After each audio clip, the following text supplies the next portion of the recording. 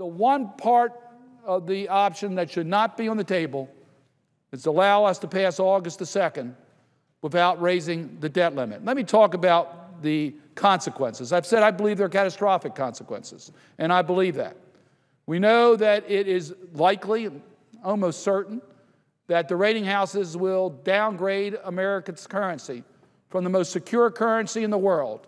We would be downrated. It runs the real risk as to whether the dollar will continue to be the global currency. Right now, many international transactions are related in dollars. We know that as far as energy, et cetera. All of a sudden, on August the 3rd, we run the risk that the American dollar would no longer be the global currency, having major impact on the U.S. economy. J.P. Morgan tells us that we can expect an immediate increase in interest costs of 75 to 100 basis points. Now, what does that mean? Well, for the taxpayers of this country, it means that it's going to cost more money for us to pay for our borrowing. That will raise the cost of interest payments, which I would suggest are not very productive use of taxpayer dollars, causing taxpayers to have to pay more for our borrowing. But it goes well beyond the federal taxpayers. It affects every family in America. The estimates that the effect of the increase in U.S. obligations on interest rates will have an effect on all borrowing. So if you're buying a home, you can expect that the interest costs will increase by about $1,000 a year in your cost of trying to buy a home. If you're a credit card holder, you can expect your interest rates to go up about $250 a year. That's the effect it's going to have on every American family if we pass August 2nd without increasing our debt limit. If you have money in the stock market, you can expect that there will be a reduction in the value of your wealth. We saw that happen once before when retirement accounts values slipped dramatically. We're at risk of having that happen again if we pass August 2nd without increasing the debt limit. The impact it will have on our economy, on jobs, we expect that it will clearly have a negative impact on our job market.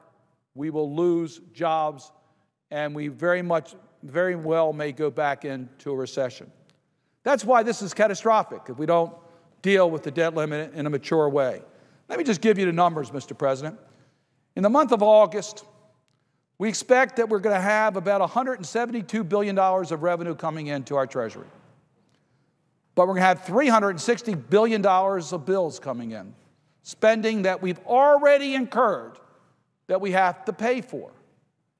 So there's those who say, well, we could just pick which bills we want to pay and let the others just go.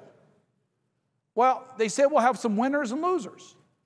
Well, I think we're going to have all losers because you just can't pick the winners and losers.